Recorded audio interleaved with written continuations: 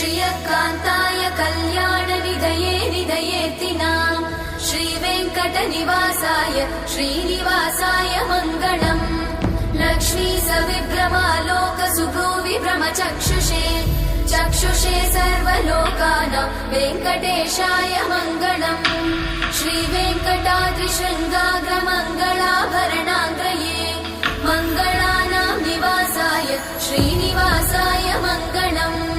सर्वावयव सौन्दर्य सम्पदा सर्वचेतसां सदा सम्मोहनायास्तु वेङ्कटेशाय मङ्गलम्।